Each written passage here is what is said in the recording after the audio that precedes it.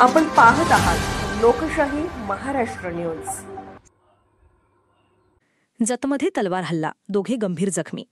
जत सातारा रोडवर संभाजी पॅलेसजवळ 2 गटात झालेल्या मारामारीत 2 जण गंभीर जखमी झाले असून त्यांना उपचारासाठी मिरजेच्या शासकीय रुग्णालयात दाखल करण्यात आले आहे। पहिल्यांदा जनावर बाजार येथे किरकोळ वादावादी झाली, त्यानंतर तेथून एक गट संभाजी पॅलेसजवळ आला। दुसऱ्या गटातील 4-5 जणांनी तलवार, कोयता व कुऱ्हाड अशा शस्त्रांनी दोघांना मारहाण केली। सुरेश गुलाब खरात वय 35 राहकंठी व रावसाहेब भिवा मोठे वय 40 राहकंठी हे दोघे गंभीर जखमी झाले असून जत ग्रामीण रुग्णालयात प्राथमिक उपचार करून पुढील उपचारासाठी मिरजेला हलविण्यात आले आहे। तलवार हल्ल्यानंतर हल्लेखोर पळून गेले। तलवार हल्ल्याच्या घटनेमुळे नागरिकांमध्ये घबराटीचे वातावरण झाले आहे। लोकशाही महाराष्ट्र न्यूज चॅनलला लाईक करा, शेअर करा आणि सबस्क्राइब करा।